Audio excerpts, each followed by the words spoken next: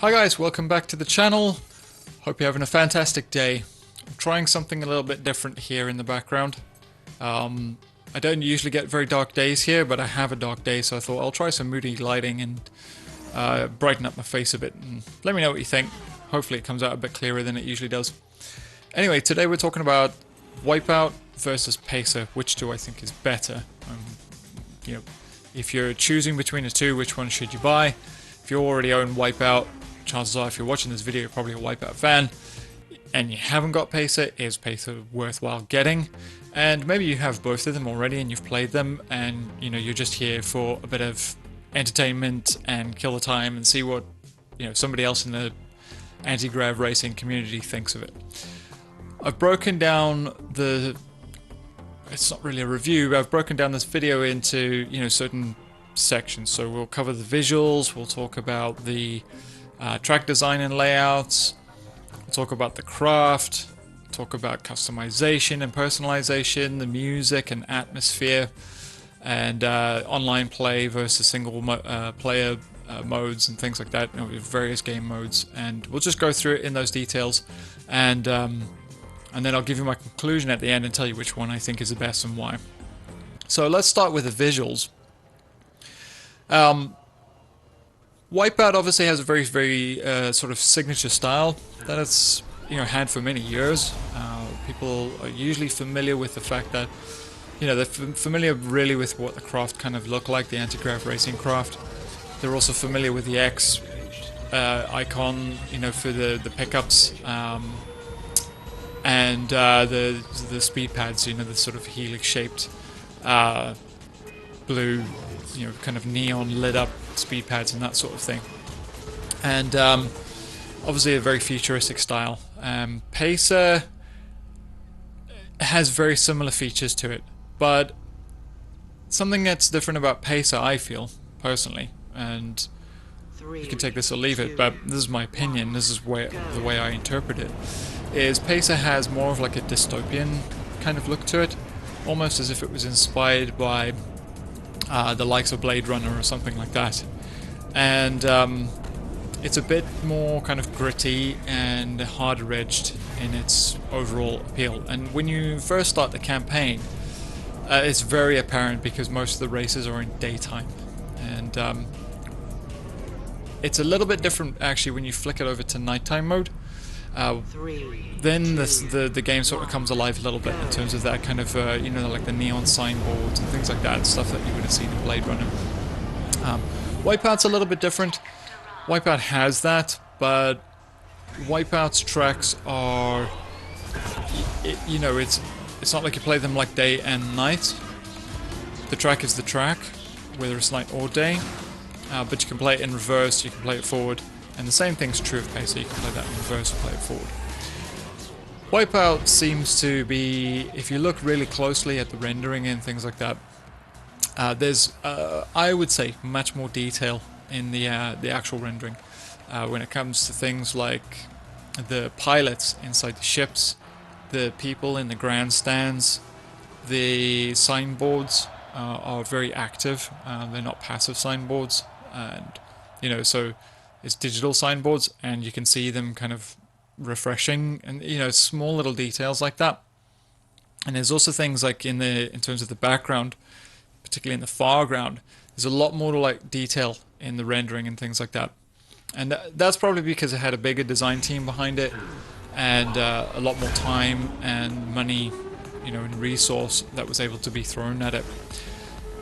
Pacer, I should also say as well, like Wipeout has like a slightly bubblegummy feel about it. And what I mean by that is it's very bright, very colorful, lots of primary colors. Definitely, you would say a kind of the design intent appeals to a wider demographic, so like from really young kids to those who have been around since the original games. That's myself included. I played Wipeout, the very first one on PlayStation when it first released. I played a bit of the second one. I didn't play much of the third one, to be honest, because I didn't have the right consoles at the time to play it. And then I kind of joined back in for Wipeout HD when the PS3 came around. Pacer has more of a mature and kind of gritty feel to it. It's a bit darker overall. and it's a little bit more raw and kind of grounded. But in a lot of ways, the execution of that, it's a little bit less complete, I feel. It's still got it where it counts, and you know, when you're actually playing the game, things are whizzing by at a frantic speed, so it's not like you're sitting there and looking at every single detail. But for instance, there's a track called Niagara, and if you flip it over into night mode, the waterfall, it doesn't look great in nighttime mode. You know, the rendering for it looks, yeah, a little on the lazy side, if I'm honest. In the daytime, it looks fantastic. But then you have to ask the question, like, how often are you actually going to look at that? And the answer to that is probably not very much. But it definitely seems to me that, you know, Wipeout goes to further lengths to render its environment and just to execute that in a more complete way. Whereas Pacer seems to be, you know, because they maybe didn't have as many hands on deck to execute it, it sort of get the important bits, the most important bits right. And don't worry about kind of the more superfluous things at the sort of extreme edges of your vision. That seems to be the way of it. And but that being said, although Wipeout, I mean, like, Wipeout has some really intense things that it does. Obviously, you've got the zone modes. It would be one of the most famous examples of that. It's actually not that fancy in terms of what it's doing graphics-wise, but it's pretty dynamic. You have to say the color shifting, the way it works in kind of turn with the gameplay and in turn with the music. It's a very clever little thing that they did to keep things dynamic, to keep it vibrant, and to keep it interesting. Also to make it challenging in that particular game mode. It makes things really challenging because it messes with your eyes, and of course you get the big speed boost whenever you change a zone. And that can be a bit crazy to deal with as part of the actual challenge of racing that mode. But, you know, Pacer doesn't have that. It doesn't have that sort of zone mode where it's the really big, guns blazing, kind of flashy, you know, sort of payback. But what it does have is, like, for instance, if you flip Pacer on and you put it into Storm mode, Storm mode's like you have to race around and kind of stay in this big orange bubble. If you stay at the side of the bubble too long, then your ship gets destroyed. If you flip on any track at night and play that, it looks absolutely gorgeous. And some of that is down to the styling, and I really like the nighttime modes for the tracks.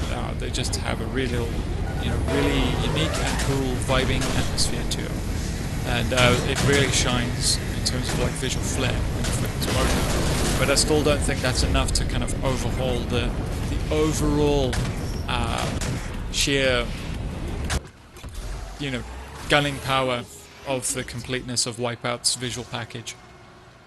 So yeah, so for me on visuals, Wipeout, it's still the winner really. We'll talk about track design next and sort of layout and the raceability of the tracks, because any racer will tell you, particularly like if somebody races in real life, they do, I don't know, go-karting or track days with their bikes, things like that. There's tracks that are like really enjoyable to race, and sometimes they're a bit easier, sometimes they're really hard, but they can still be really enjoyable. And then there's tracks that are like purposefully engineered to be almost like contrived in their difficulty and awkward and clunky. And you know, in real life, an example of like an awesome, beautiful, fast-flowing track would be, say, the likes of Spa-Francorchamps. You know, where it has nice long straights and it's got these kind of flowing high-speed corners, and it just has one or two like more technical, slower speed corners just to challenge you a bit and keep things interesting. You know, and then you've got tracks that are like really fast and it's all medium speed corners like Suzuka, and you know, you always hear drivers like rant and rave about them and how great they are. And then you hear about like more modern circuits. For instance, Formula 1 was just recently racing at Yas Marina, and it's got some technical and challenging bits to the circuit, but they're almost like a bit too awkward. And you know, they're not as much fun to drive. These games are the exact same sort of thing. So Wipeout has fast flowing circuits that are kind of easy to get the hang of, and maybe only have like one or two challenging bits. You know, ones that come to mind are like Aneltha Pass in the HD campaign. You know, really fast flowing track. It's not like easy, but it's not hard to learn, and but you can achieve amazing speeds on it. Like if you've ever played it in zone mode, it's just beautiful, fast flowing, and when you get into rhythm, it's really great. It's really rewarding.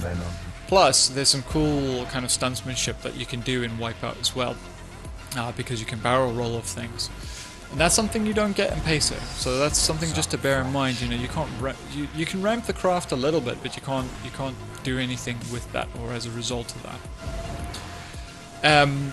But then you also get some kind of like more mixed tracks. So obviously one of the first tracks you're introduced to in the HD campaign is Veneta K, and that's a really nice kind of balanced track where it's got a few more, you know, it's got like a couple of like technical and you know, corners that require you to kind of know the track a bit and have done your practice a bit to kind of nail them and squeeze the most out of them time-wise.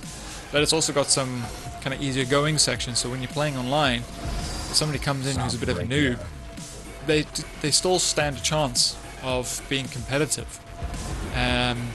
Whereas in some of the Fury tracks, and indeed a couple of the 2048 tracks, you know, you get into sections that are like just a little bit too crazy, a little bit too awkward, where the amount that you have to slow the ships down, and the amount of detail that you need to know about the track, it makes it a little less accessible to beginners.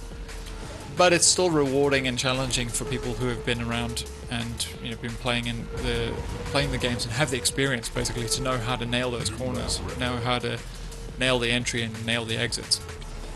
And yeah, so Wipeout has it all covered, and it has quite a lot of tracks as well when you think about it. I think you've got what, 8 tracks in the original Wipeout HD, and you've got another 4 additional tracks that we introduced as part of the Fury expansion, and there were another 4 tracks aside from that in the Fury expansion, but they were only reserved for zone modes, and that was from the original, you know, kind of like Wipeout Pure. So overall, I mean, you've got like 12 tracks there that yeah, you can race in any game mode, you can use them online, you know, they're fully accessible tracks. And then, of course, when you got 2048 as part of the Mega expansion, that increased that number by a number of 10. So you ended up with 22 tracks in total, and you could race those in standard, or you could race them in reverse. Now, pace is a little bit different. So far, from what I can tell, I'm not fully through the game yet. I'm about midway through set 2 of the campaign. But you can see when you go into the quick race options, the total amount of tracks available, and it's 14. And I think I've unlocked all but maybe 5 of them or something like that. And you can race those forwards, you can race them backwards, you can race them in daytime, and you can race them in nighttime. And that's not bad. It's pretty good. It's enough variety, certainly, for a single game. You've got to remember that, obviously, when Wipeout HD first came out, it didn't have all of that. You just had the first initial 8 tracks, I think it was. And they were a nice balance. There's some particular highlights for people that like to complain about these sorts of things. So a lot of people in HD would have complained about the likes of Chengdu Project, because that would be quite a awkward and testy one to play with the cornering. We have to really slow the craft down to get through the entry and exit cleanly without hitting things. And Sabanko Climb would probably be the other one that sort of annoys people. But I gotta say, a part of me just says suck it up and just learn the tracks, because there is a way. Like I certainly struggled with those tracks in the beginning, and you know, once you know how to kind of feed the throttle in, particularly on the PlayStation with the shoulder buttons, once you know how to kind of feed that in, don't just use it as like an on-off switch where you're either fully off or fully on. You know, you got to learn to feed that in gradually. But once you once you get the hang of the interface and you've learned the tracks, you'll be fine. They're all manageable. Same with the Fury expansion. There were a couple as well that used to drive me round the bend. I think Modesto Heights is one of the ones that used to really grind my gears when I first started playing, and it can still be cumbersome to me now. I think it's the second, no, turn 3, which is like a left-hander, deep left-hander with a double apex or triple apex, and yeah, it's a right pain in the ass, but you learn it and you get on with it. Pacer is no different from that. It has the same sort of balance of like fast, long, open, wide tracks, some of which is really interesting how they've done it. So there's some shorter tracks that have more intensity over a shorter distance, and then there's also longer tracks where at first the corners don't seem very intimidating at all and you can really hit the high speeds, but it turns out the track is really long in length and there's a lot of corners to remember, and so you get confused as to which part of the track you're in the heat of battle, and it can be an interesting challenge, and it's slightly different in that way. But overall, I mean, aesthetically, it's personal choice, like what do you prefer the look of. And again, I think Wipeout have probably done a slightly better job here in terms of like the completion side of this, like how much effort they've gone to actually design and render certain things in terms of, you know, the background elements and stuff like that. And that's great, but like I said, it doesn't really have an influence on gameplay.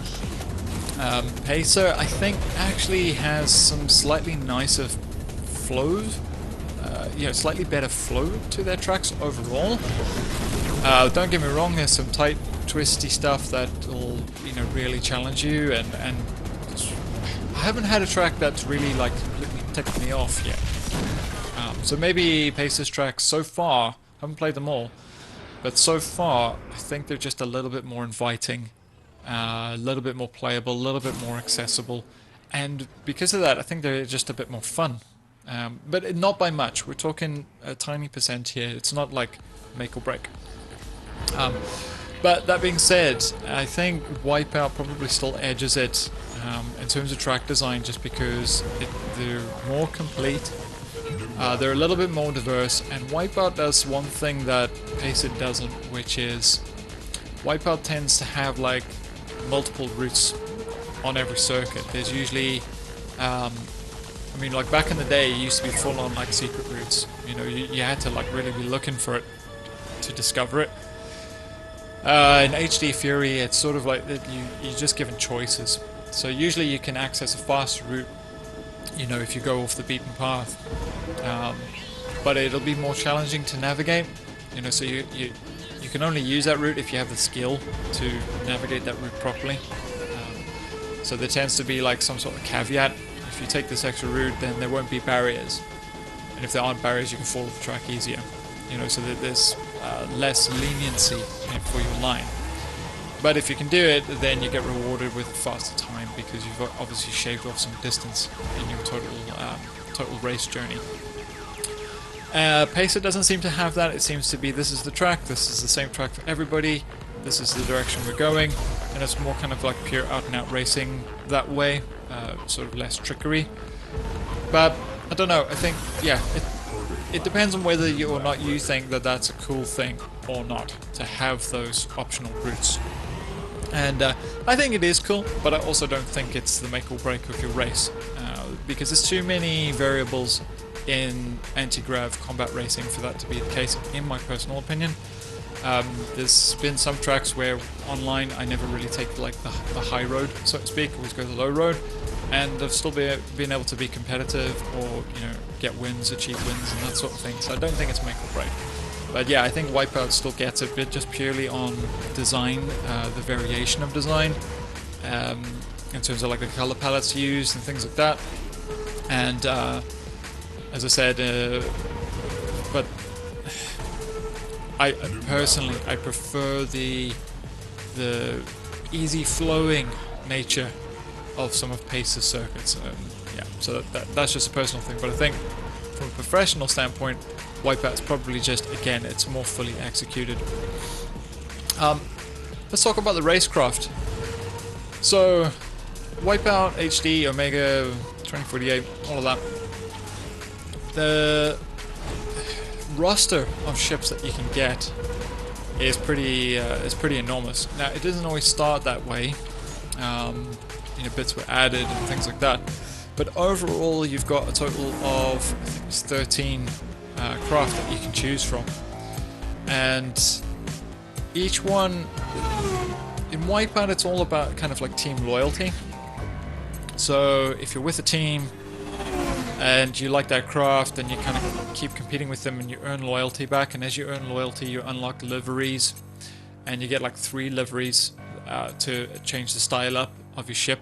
So one that's more like a classic skin, one that's more like standard HD skin, and one that's like a real like sort of stylized, modernized version of that, one that looks really sleek. And then you'll usually get a chrome livery as well. Each ship type, you can open up and unlock the chrome livery, which looks pretty cool, but it doesn't really do anything, just looks cool. And then you unlock the zone class version of that ship from that team. Oh yeah, and there's like a higher performance variant that comes just before the zone one, which is basically where when you unlock that, it's essentially you've like maxed out what you can get performance-wise from that team, with the exception of the zone craft. And as I said, you get that by accruing loyalty. So the more you race for that team, the more stuff you'll unlock for them. But essentially, the ship handles, if it's a triac, for instance, it'll handle the way it handles. It'll be quite strong defensively, and it's good in a fight. It's not the fastest outright. It's a little bit clunky to maneuver, but maybe not as hard to maneuver as the fastest craft, which is a Piranha.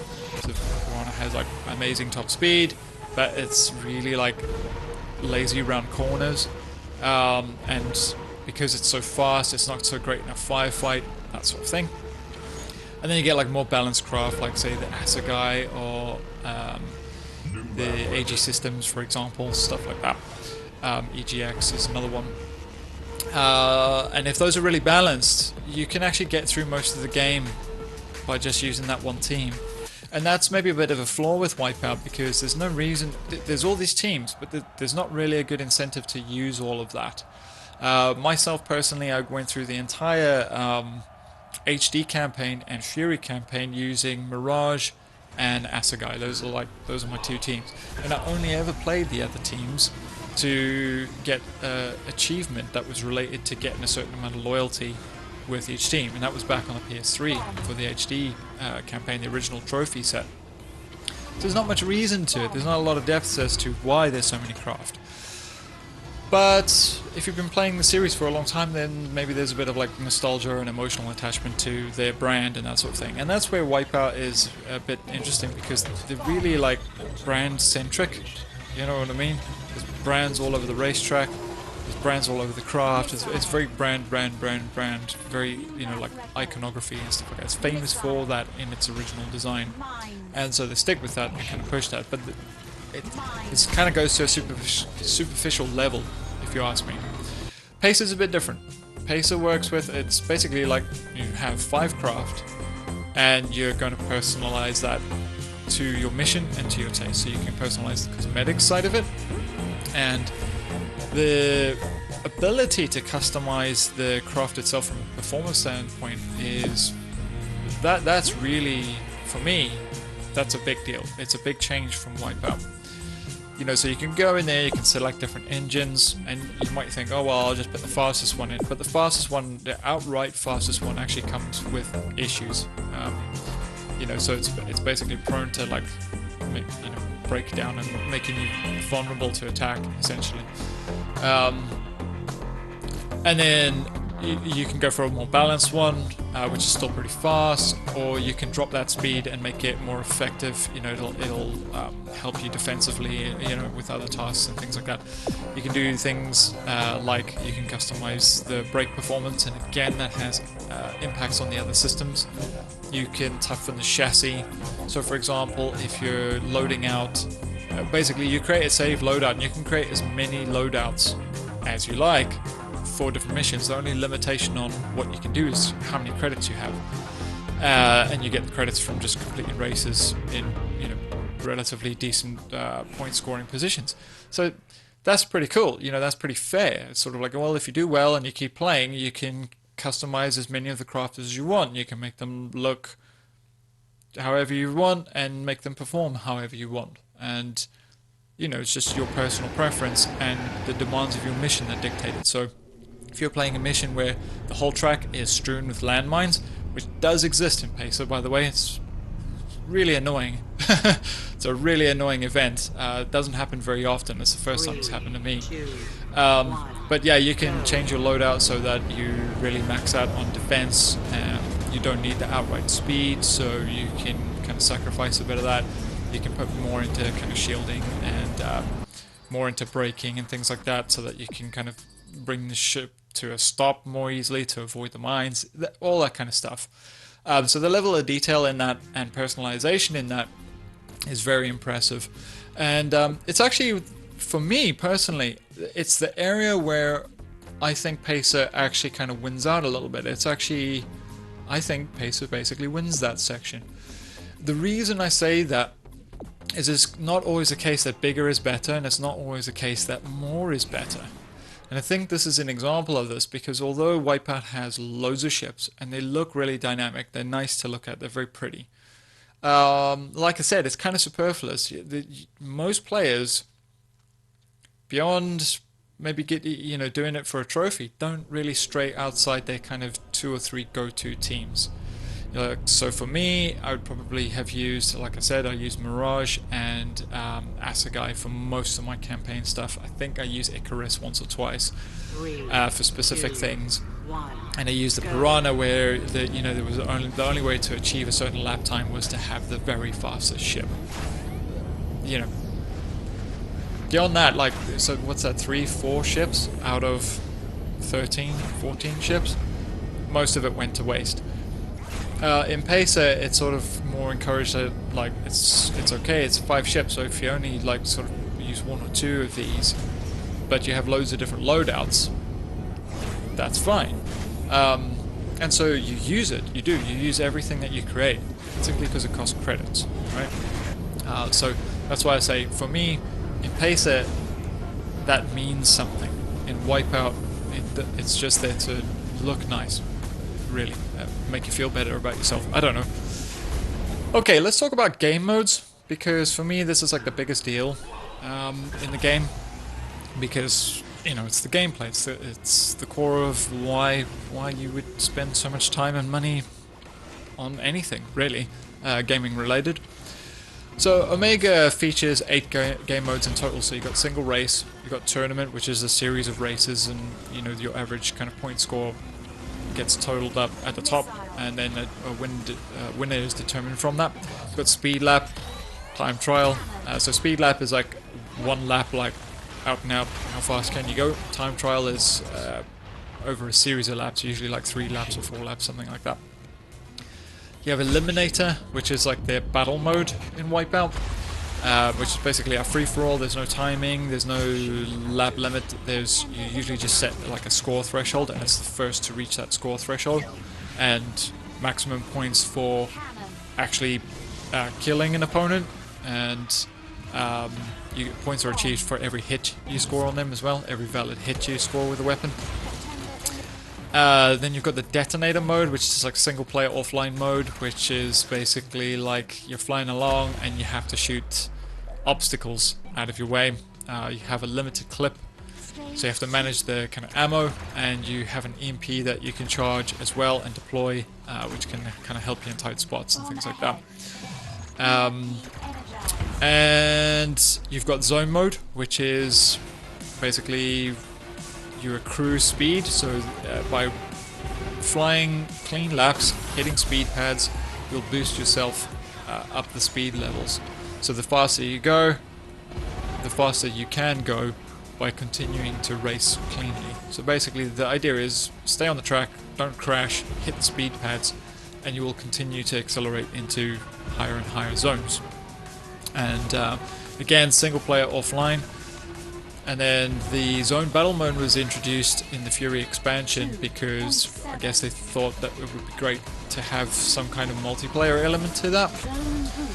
And so again, you race to accrue energy to be able to zone boost, and if you get to a point where you're in a zone that no one else can reach within a certain time or something like that, then they get eliminated from the game, essentially.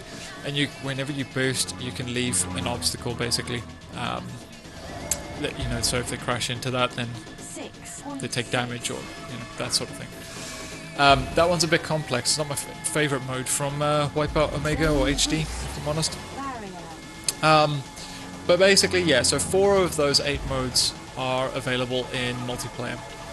So there's the bread and butter, which is the single race and the tournament. People are always in those game modes. And you've got the eliminator mode, which is pretty popular as well, and then zone battle, which I'd say is probably the least popular, but people do still play it. Obviously, if you're setting laps in time trial or speed lap, they're posted on an international leaderboard, so there's a way to kind of compete in that as well if you're not into the combat side of the game as much, although I don't know why. I don't know why you would not be into that. Pace is a bit different. It also features the 8 game modes, so you still got single race, same as you do in Wipeout. You've got speed lap, time trial. Then you've got the destruction mode. The destruction mode is a little bit different from Wipeout's eliminator mode. I talked about this in a previous video, but essentially it's combat mode again, so the objective is destroy as many craft as possible, and you're actually trying to get outright kills. So you're getting a kill tally within a certain amount of laps. So whoever's got the most kills, and then I think thereafter it's kind of points and hits. But whoever's got the most in a certain amount of laps wins. The problem with that mode is in Wipeout you can, at the flick of a switch basically, just tap of a button, you can spin your craft around and go the opposite direction. It's very helpful if you get eliminated, right? So if your craft explodes from damage, when you respawn, because everyone's gone past you and they're flying and they're somewhere else on the circuit, you can spin your craft around and go after them in the opposite direction, or sit at a particular part of the circuit and lay a trap for them. It gets you back into the fight really quickly. Also, because Wipeout's tracks are generally a little bit on the short side, it doesn't take long for them to come around, and it gets you back in the fight basically. It's like, you still have a chance of scoring some decent points. In Pacer you don't really have that. If they fly by you, they're gonna.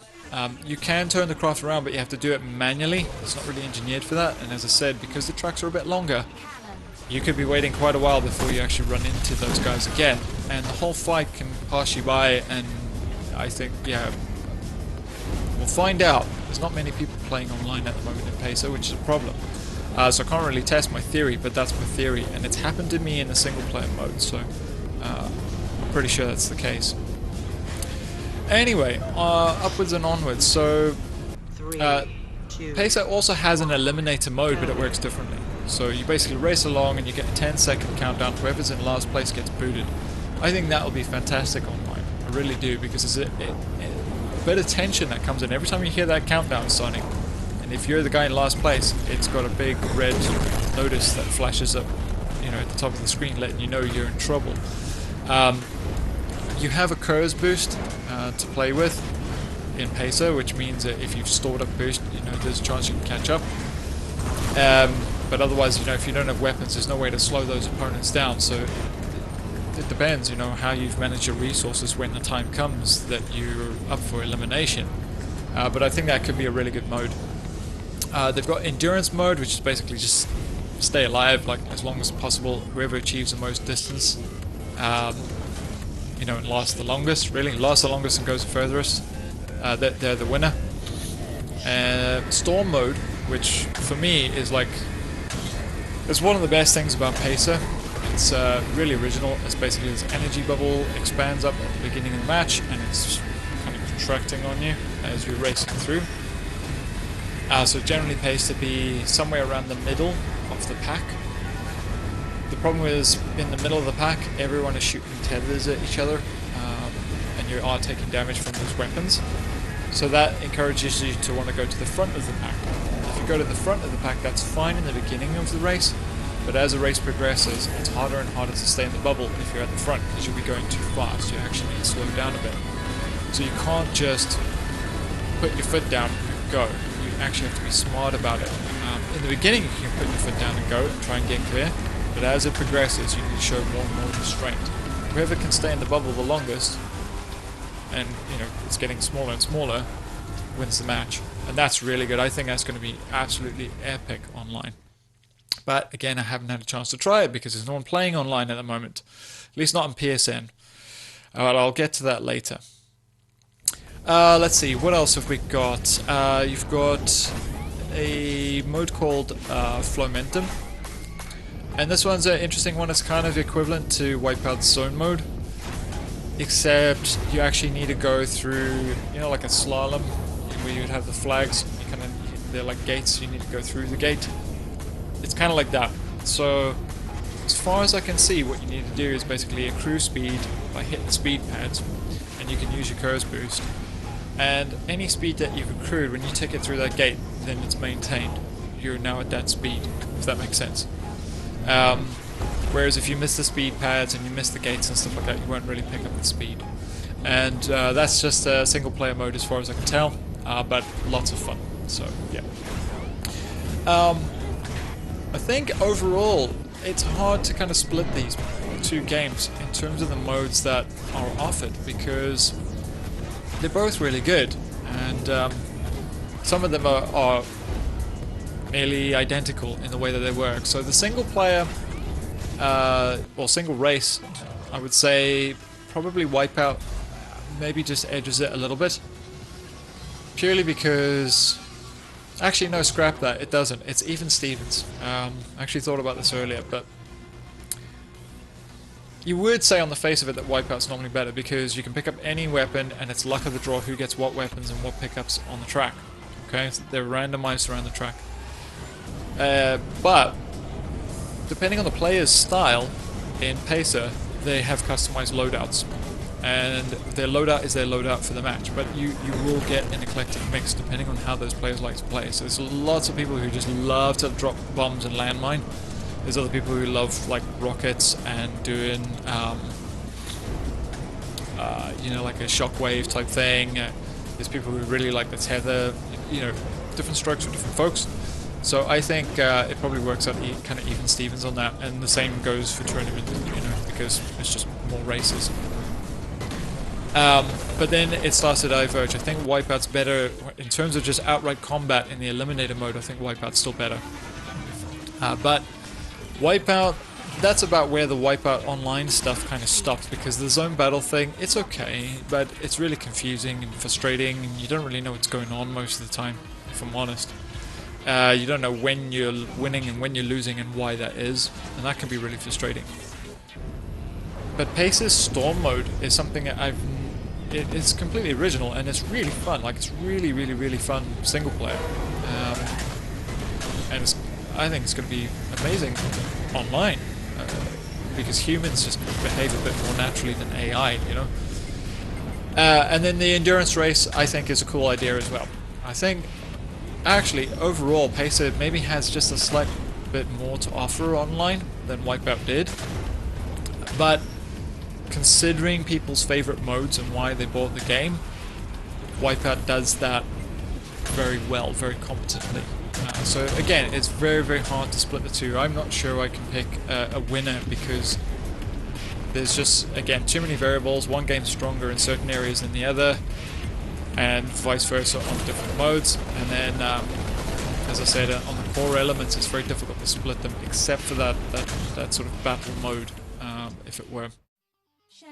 Even when you talk about the soundtrack as well, it's probably more iconic. Particularly the earlier games, definitely. I mean, I don't think HD and Fury quite hit the level of the original Wipeout in terms of soundtrack, but it's still pretty awesome. And then, of course, you got that posh lady's voice, you know, that when you select the craft, you know, that's the guy, you know. Yeah, certain memorable things like that. The voice, you know, when you pick up certain weapons and things like that. All of that's, in terms of the atmosphere that's generated, it's a very, very signature thing about Wipeout, and it's hard to feel that, like, anyone who tries to make another anti-grav racer, it's just going to sound like it's copying it, you know. But how can you make an anti-grav racer without copying Wipeout? I guess that's what it comes down to. But Pacer does have its own kind of things that kind of bite back in that area as well. I think the soundtrack's a little bit more techy sounding, and again, a little bit more mature sounding, probably than Wipeout. Wipeout's a little bit more dancey. If you played the original Wipeout HD, of course, on PS3, you would have been able to use your own music. So it didn't matter. That was the perfect setup, because then it didn't matter what your taste was. You know, you just play your own stuff. But then, obviously, the wise people at Sony thought it would be a really great service to the fans to just take that function away when the PS4 came out. So, make of that what you will. But, nonetheless, the music in Wipeout is the right kind of music for this type of game. You know, it gets you amped, it gets you pumped, it's got a good rhythm to it and a steady pulse. That's what you need for playing these games. You know, just kind of keeps your heartbeat up. And Pacer does that as well. You know, it does the same thing, but I don't think it executes it quite as well overall. It's not as iconic, it's not as memorable in terms of the tune, all the specific tunes that are kind of featured in the game. That being said, there are some small details that my personal aesthetic choice is Pacer, but I think from a technical standpoint, Wipeout is better when it comes to music and sound. And that's because, like Pacer personally, when you start the match, or start the race, the voice that announces the countdown sounds just like Sigourney Weaver. And she also tells you, you know, like your shield status and things like that. You know, shield, critical. But yeah, it's really bizarre. She sounds just like Sigourney Weaver, and that kind of fits the gritty, post-apocalyptic, you know, that dystopian future kind of vibe, just because of Alien, I guess. Anyway, it's a very loose thread. That's why I said it's just a personal thing. I'm not going to judge the whole game that way. But anyway, yeah, just to summarize, you know, all those thoughts, bearing all those points in mind, I think Wipeout is definitely the more complete game. Like, there's no getting around it. There's so much in the Wipeout Omega Collection when you consider all three packages rolled into one, that, you know, to kind of make out that Pacer is the better game of the two is probably a bit silly. But having gone through all of this, I think Pacer gets surprisingly close to delivering a package that could be described as similarly immersive to a massive package like Wipeout Omega. And I didn't really think that would be the case. I thought it would just be a bit of a second-rate clone, and it actually hasn't turned out to be that way.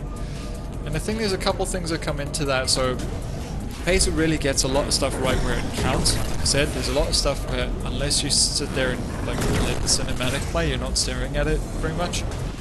So does it really need to be rendered in as much detail? Also, you know, like the tracks themselves, when you light them up at night, like they really do look pretty special. And the game modes, there's a real originality about the game modes. And then there's the personalization of the craft itself. You know, so all of those things I'm talking about, that actually have a bearing on your experience and a bearing on the, you know, like the gameplay, the actual, you know, what you're going to spend your time doing in the game. So none of it really goes to waste. And I highly recommend it. If you haven't played Pacer yet, go and check it out. And, you know, we could really do with more people in the online community. And one of the biggest problems with that game is there's no one playing it online, not on PlayStation Network anyway. I've been told there's a few players out on Discord. I'm going to go check that out. But it's a real shame. This game deserves a bit more fandom, you know, and a bit more awareness behind it. And I think one of the main reasons it's suffering is because it just doesn't have any kind of marketing push behind it. You know, the game came out and there was a bit of marketing from the developer on social media and stuff, a few posts, sharing reviews, you know, sharing my reviews, stuff like that. But they haven't, you know, they don't have the money to do like Gears of War style TV commercials and stuff like that. You know, it's not like Cyberpunk, for instance, which you've seen everywhere. It's all over YouTube, it's on telly. They got Keanu Reeves. You know, a small little game like this doesn't have that, so it relies very much on word of mouth. But anyway, yeah, to sum it up, if you haven't got Pacer, go check it out. It's really worthwhile owning, especially since it's only 30 quid, maybe even less than 30 quid now, I'm not sure. But you can definitely pick it up 30 quid on PlayStation Network store, and just download it to your hard drive and off you go. But we could definitely do with players in the community playing online, because that's where these games really shine. Wipeout is the better overall package, but it's an old game now and it's kind of died. So the online community, that people are still playing, but it's very sporadic. And there's something new out and it's Peso, so why not check it out? Why not play it? It's a fresh experience, just, you know, in a very similar vein. But it is most definitely different enough from Wipeout that I would highly recommend it. Anyway, I'm going to leave it at that. I think Wipeout is still king, but yeah, Pace is definitely worth purchasing and definitely worth having a crack at. Right, see you next time. Take it easy.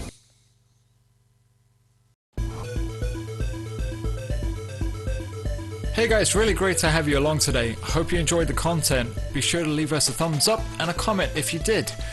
Make sure to subscribe and hit that notification bell for future content. In the meantime, enjoy the rest of our videos.